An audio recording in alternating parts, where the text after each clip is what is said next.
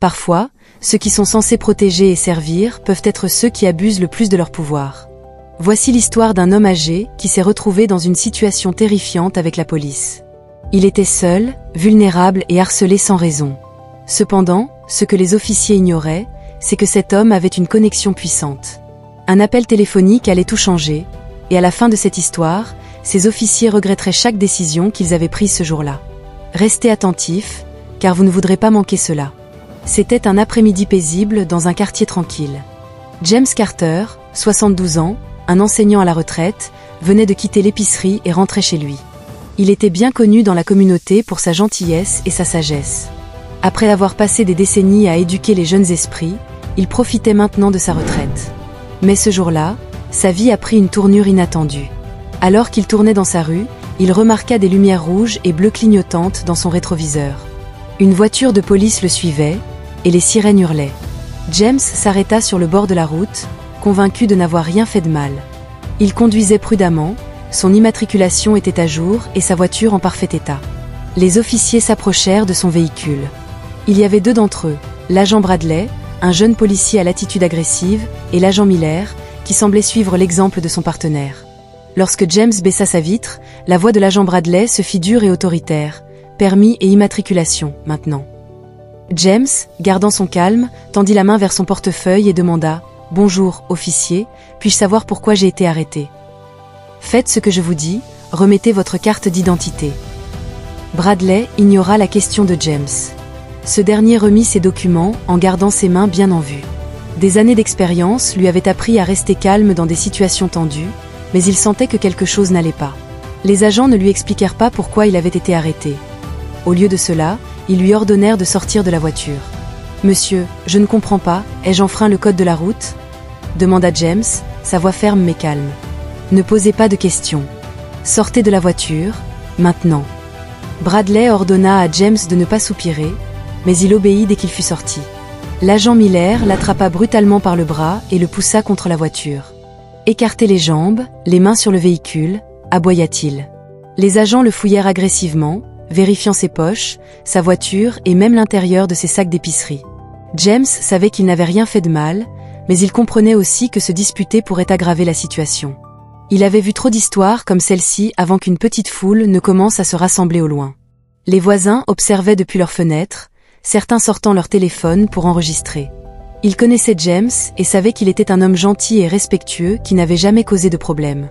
Puis, quelque chose se produisit qui glaça le sang de James. Qu'est-ce que c'était ?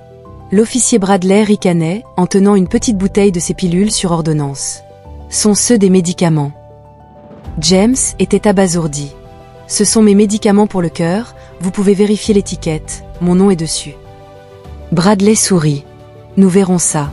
Tu agis nerveusement, tu as quelque chose à cacher. Avant que James ne puisse répondre, Bradley serra son bras plus fort. Je pense que nous devrions l'arrêter pour comportement suspect, dit-il à Miller. James prit une profonde inspiration. Il avait été patient assez longtemps, il était temps de passer un appel. Officier, je dois passer un appel, dit-il calmement. Bradley éclata de rire. Qui pensez-vous appeler ? Un avocat. Vous n'êtes pas en état d'arrestation. James ne répondit pas à l'insulte. Au lieu de cela, il attrapa son téléphone en gardant des mouvements lents et délibérés. Les officiers observaient pendant qu'il composait un numéro et mettait l'appel sur haut-parleur. Le téléphone sonna une fois, deux fois, puis une voix grave et autoritaire répondit « James, mon ami, comment allez-vous » ? « Bonjour, monsieur le maire » répondit James, sa voix polie mais ferme. « Je m'excuse de vous déranger, mais je suis dans une situation difficile. 2 agents m'ont arrêté sans raison, m'ont fouillé sans motif et menacent de m'emmener.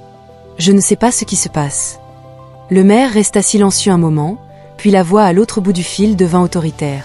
« Mettez-moi sur haut-parleur, James, tout de suite. » James s'exécuta en tenant le téléphone pour que les agents puissent entendre. « Ici le maire Thomas.